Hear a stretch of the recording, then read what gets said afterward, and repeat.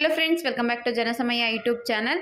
ಇವತ್ತು ಅಕ್ಟೋಬರ್ 2 ಗಾಂಧಿ ಜಯಂತಿ. ಎಲ್ರಿಗೂ ಕೂಡ ಗಾಂಧಿ ಜಯಂತಿಯ ಶುಭಾಶಯಗಳು. ಮತ್ತು ಒಂದಷ್ಟು ಕಡೆ ಏನಪ್ಪ ಅಂದರೆ ಗೃಹಲಕ್ಷ್ಮಿ 12 ಮತ್ತು 13ನೇ ಕಂತಿನ ಹಣ ಬಂದಿದೆ ಅಂತ ತಿಳಿಸ್ತಾ ಇದ್ದಾರೆ. ಹಾಗಿದ್ರೆ ಇವತ್ತು ಹಣ ರಿಲೀಸ್ ಆಗಿದೆಯಾ, ಯಾವ ಯಾವ ಜಿಲ್ಲೆಯರಿಗೆ ಹಣ ಬಂದಿದೆ ಮತ್ತು ಎಷ್ಟು ಕಂತಿನ ಹಣ ಬಂದಿದೆ ಅನ್ನೋ ಕಂಪ್ಲೀಟ್ ಇನ್ಫಾರ್ಮೇಷನ್ ಈ ವಿಡಿಯೋದಲ್ಲಿ ಸಿಗುತ್ತೆ. ಮೊದಲನೇ ಬಾರಿ ಚಾನಲ್ ನೋಡ್ತಿದ್ದು ಸಬ್ಸ್ಕ್ರೈಬ್ ಮಾಡ್ಕೊಂಡಿಲ್ಲ ಅಂದರೆ ದಯವಿಟ್ಟು ಸಬ್ಸ್ಕ್ರೈಬ್ ಮಾಡ್ಕೊಳ್ಳಿ. ಜೊತೆಗೆ ನನ್ನ ಜನಸಮಯ ಟೆಲಿಗ್ರಾಮ್ ಗ್ರೂಪ್ಗೆ ಇಲ್ಲಿವರೆಗೂ ಯಾರಾದರೂ ಜಾಯ್ನ್ ಆಗಿಲ್ಲ ಅಂದರೆ ಡಿಸ್ಕ್ರಿಪ್ಷನ್ ಬಾಕ್ಸಲ್ಲಿ ಲಿಂಕ್ ಹಾಕಿರ್ತೀನಿ. ಈಗಲೇ ಜಾಯ್ನ್ ಆಗಿ ಇನ್ನಷ್ಟು ಉತ್ತಮ ಮಾಹಿತಿಯನ್ನು ನಾನು ಅದರಲ್ಲೂ ಕೂಡ ಶೇರ್ ಮಾಡ್ತಾ ಇರ್ತೀನಿ. ಇನ್ನು ಗೃಹಲಕ್ಷ್ಮಿ ವಿಚಾರಕ್ಕೆ ಬರೋದಾದರೆ ಗೃಹಲಕ್ಷ್ಮಿ 12 ಮತ್ತು 13ನೇ ಕಂತಿನ ಹಣ ಪೆಂಡಿಂಗ್ ಇದೆ.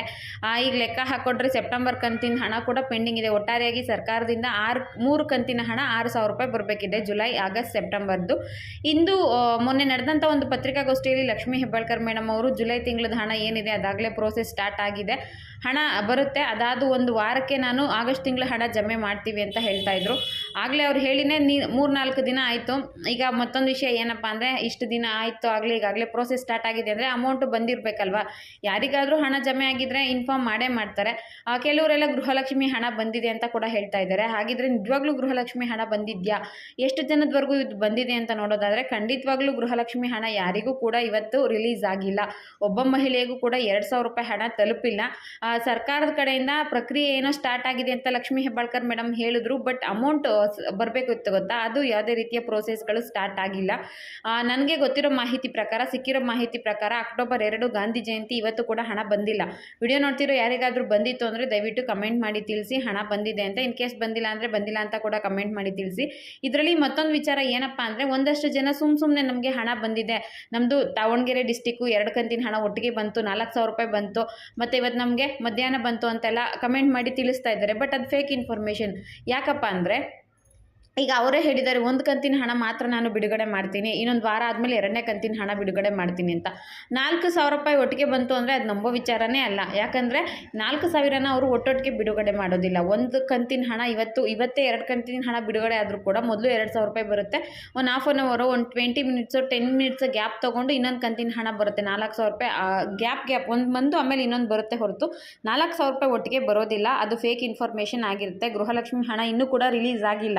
ಯಾವಾಗ ರಿಲೀಸ್ ಆಗುತ್ತೆ ಅನ್ನೋದು ಹೇಳೋಕ್ಕಂತೂ ಆಗ್ತಾ ಇಲ್ಲ. ಯಾಕಂದರೆ ಲಕ್ಷ್ಮೀ ಹೆಬ್ಬಾಳ್ಕರ್ ಮೇಡಮ್ ಆಗಿರ್ಬೋದು, ಯಾವುದೇ ರಾಜಕೀಯ ವ್ಯಕ್ತಿಗಳಾಗಿರ್ಬೋದು, ಹಣ ಇವತ್ತು ಬಿಡುಗಡೆ ಮಾಡ್ತೀವಿ ಅಂತ ಹೇಳ್ತಾರೆ ಗೊತ್ತಾ, ಅದು ಹೇಳೋದಕ್ಕೆ ಅಷ್ಟೇ ಸೀಮಿತ. ಭರವಸೆಗಳನ್ನ ಕೊಡ್ತಾರೆ, ಬಟ್ ಅದು ಅನುಷ್ಠಾನಕ್ಕೆ ಬರೋದು ತುಂಬ ಕಡಿಮೆ.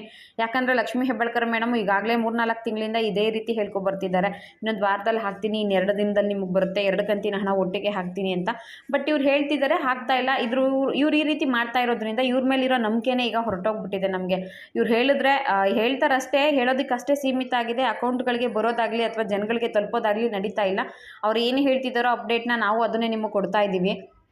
ಬಟ್ ಆ ಕಡೆಯಿಂದ ಕರೆಕ್ಟ್ ರೆಸ್ಪಾನ್ಸ್ ಅಂದರೆ ನಿಜವಾದ ಮಾಹಿತಿನ ಅವ್ರು ತಿಳಿಸ್ಕೊಡ್ತಿಲ್ಲ. ಇಲ್ಲ ಲೇಟ್ ಆಗ್ಬೋದು, ಇಷ್ಟು ದಿನ ಆದಮೇಲೆ ನಾವು ಹಣ ಬಿಡುಗಡೆ ಮಾಡ್ತೀವಿ ಅಂತಲೂ ಹೇಳ್ತಿಲ್ಲ.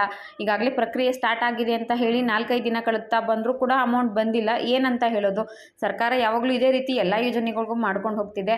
OBC ವಿದ್ಯಾರ್ಥಿಗಳಿಗೆ ಸ್ಕಾಲರ್ಶಿಪ್ ಬಂದಿಲ್ಲ, ಇವನ್ ಇದೆ ಅಮೌಂಟು ಒಂದು ಸ್ವಲ್ಪ ಜನಕ್ಕೆ, ಒಂದು 10% ಜನಕ್ಕೆ ಬಿಡುಗಡೆ ಮಾಡ್ತಿದ್ದಾರೆ, ಇನ್ನೊಂದು ಸ್ವಲ್ಪ ಜನಕ್ಕೆ ಬಿಡುಗಡೆನೇ ಮಾಡ್ತಿಲ್ಲ. ಮೊನ್ನೆ 6,000 ರೂಪಾಯಿ ಅಮೌಂಟ್ ಬಂದಿದೆ, ಅದು ಗೃಹಲಕ್ಷ್ಮಿ ಅಂತ ತಿಳ್ಕೊಂಡ್ಬಿಟ್ಟಿದ್ದೀರಾ ಬಹಳಷ್ಟು ಜನ. ಗೃಹಲಕ್ಷ್ಮಿ ಹಣ ಬಂದಿಲ್ಲ, ಇವನ್ ಇದೆ 2 ಕಂತಿನ ಹಣ ಒಬ್ರಿಗೆ ಬಂದೇ ಇದೆ. ಬಟ್ ಅದರಲ್ಲೂ ಕೂಡ ಸ್ವಲ್ಪ ಜನಕ್ಕೆ ಬಂದಿದೆ, ಸ್ವಲ್ಪ ಜನಕ್ಕೆ ಬಂದಿಲ್ಲ. ಈ ರೀತಿಯಾಗಿ ಮಾಡುತ್ತೆ. ಇನ್ನು ಅನ್ನಭಾಗ್ಯ ಯೋಜನೆದು 3 ಕಂತಿನ ಹಣ ಬಂದಿಲ್ಲ. ಕೆಲವ್ರಿಗೆ ಜೂನ್ ತಿಂಗಳದ್ದು ಬಂದಿಲ್ಲ, ಜೊತೆಗೆ ಜುಲೈ, ಆಗಸ್ಟ್, ಸೆಪ್ಟೆಂಬರ್ 3 ತಿಂಗಳದ್ದು ಅನ್ನಭಾಗ್ಯ ಯೋಜನೆ ಕೂಡ ಹಣ ಬಂದಿಲ್ಲ. ಏನು ಮಾಡ್ತಿದೆ ಸರ್ಕಾರ ಅನ್ನೋದು ಗೊತ್ತಿಲ್ಲ. ಏನು ಪ್ರಾಬ್ಲಮ್ ಆಗಿದೆ ಅನ್ನೋದು ಕೂಡ ಅವರು ಬಹಿರಂಗ ಪಡಿಸ್ತಾ ಇಲ್ಲ. ಎಲ್ಲ ಯೋಜನೆಗಳನ್ನ ಕಂಟಿನ್ಯೂ ಮಾಡ್ತೀವಿ, ಗೃಹಲಕ್ಷ್ಮಿ ಹಣನೂ ಬರುತ್ತೆ, ಅನ್ನಭಾಗ್ಯ ಹಣನೂ ಬರುತ್ತೆ ಅಂತ ಹೇಳ್ತಿದ್ದಾರೆ. ಸದ್ಯಕ್ಕೆ ನಮ್ಮ CM ಸಿದ್ದರಾಮಯ್ಯ ಅವರು ಮೂಡ ಹಗರಣದ ಸುಳಿಯಲ್ಲಿ ಸಿಲ್ಕು ಹಾಕೊಂಡಿದ್ದಾರಲ್ವ, ಅದ್ರ ವಿಚಾರವಾಗಿ ಹೆಚ್ಚಿನ ಗಮನ ಕೊಡ್ತಿದ್ದಾರೆ ಹೊರತು ಗ್ಯಾರಂಟಿ ಯೋಜನೆಗಳ ಬಗ್ಗೆ ಹೆಚ್ಚಿನ ಗಮನ ಹರಿಸ್ತಾ ಇಲ್ಲ. ಅದಕ್ಕೋಸ್ಕರ ಈ ಎಲ್ಲ ಯೋಜನೆಗಳು ಪೆಂಡಿಂಗ್ ಆಗಿ ಉಳ್ಕೊಂಡಿದೆ, ಯಾವುದು ಕೂಡ ಇನ್ನೂ ಕ್ಲಿಯರ್ ಆಗ್ತಾ ಇಲ್ಲ. ಮುಂದಿನ ದಿನಗಳಲ್ಲಿ ಇದೇನಾದರೂ ಕ್ಲಿಯರ್ ಆಯಿತು ಅಂದರೆ ಖಂಡಿತವಾಗ್ಲೂ ವಿಡಿಯೋ ಮಾಡಿ ನಾನು ಮಾಹಿತಿನ ತಿಳಿಸ್ಕೊಡ್ತೀನಿ. ಅವ್ರು ಹೇಳಿದರು ಗೃಹಲಕ್ಷ್ಮಿ 2 ಕಂತಿನ ಹಣ ಬಿಡುಗಡೆ ಮಾಡ್ತೀನಿ ಅಂತ. ಆಗ ನಾನು ಅದೇ ಇನ್ಫಾರ್ಮೇಷನ್ ಕೊಟ್ಟಿದ್ದೆ. ಈಗ ಒಂದು ವಾರದಲ್ಲಿ ನಿಮಗೆ ಹಣ ಬಿಡುಗಡೆ ಆಗುತ್ತೆ, ಪ್ರಕ್ರಿಯೆ ಈಗಾಗಲೇ ಸ್ಟಾರ್ಟ್ ಆಗಿದೆ ಅಂತ ಹೇಳಿದ್ರು. ಬಟ್ ಈಗ ಹಣ ಸ್ಟಾರ್ಟ್ ಆಗಿಲ್ಲ, ಅಂದರೆ ಅಕೌಂಟ್ಗೆ ಬಂದಿಲ್ಲ. ಅದನ್ನು ಕೂಡ ತಿಳಿಸ್ತಾ ಇದ್ದೀನಿ.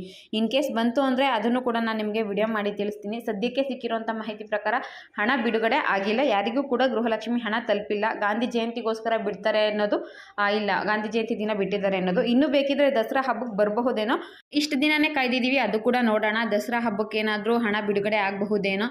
ಟಿವಿ ನ್ಯೂಸ್ ಚಾನೆಲ್ಸ್ಗಳಲ್ಲೆಲ್ಲ ನೋಡ್ತಿದ್ದೀರಾ, ಇದೇನೇ ಹೆಡ್ಲೈನ್ ಆಗಿ ಮುಖ್ಯವಾದ ಮಾಹಿತಿಯಾಗಿ ತೋರಿಸ್ತಾ ಇದ್ದಾರೆ, ದಸರಾ ಹಬ್ಬಕ್ಕೆ ಗೃಹಲಕ್ಷ್ಮಿ ಹಣ ಬಿಡುಗಡೆ ಆಗಬಹುದು ಅಂತ. ನಮಗೂ ಕೂಡ ಅವ್ರು ಹೇಳೋ ಇನ್ಫಾರ್ಮೇಷನ್ನೇ ಒಂದು ಮೇನ್ ಪಾಯಿಂಟ್, ಅಥವಾ ಬೇರೆ ಬೇರೆ ಕಡೆ ನಮಗೆ ಇನ್ಫಾರ್ಮೇಷನ್ ಸರ್ಚ್ ಮಾಡಿದಾಗ ಸಿಗುತ್ತಲ್ಲ, ಅದನ್ನು ನಾವು ತಿಳಿಸ್ಬೋದಷ್ಟೇ. ಸರ್ಕಾರದಿಂದ ಹಣ ಬಿಡುಗಡೆ ಮಾಡಲಿಲ್ಲ ಅಂದರೆ ನಾವು ಕೂಡ ಏನೂ ಮಾಡೋಕ್ಕಾಗಲ್ಲ. ನಮ್ಗೇನು ಇನ್ಫಾರ್ಮೇಷನ್ ಇದೆಯೋ ಅದನ್ನು ಮಾತ್ರ ನಿಮ್ಗೆ ಹೇಳ್ಬೋದು. ಒಂದಷ್ಟು ಯೂಟ್ಯೂಬ್ ಚಾನಲ್ಗಳಲ್ಲಿ ನೀವು ನೋಡ್ತಾನೆ ಇರ್ತೀರಾ, ಗೃಹಲಕ್ಷ್ಮಿ ಈ ಜಿಲ್ಲೆಯವರಿಗೆ ಇಂದು ಬಂದಿದೆ, ಮಧ್ಯಾಹ್ನ ಬಂದಿದೆ ಅಂತ.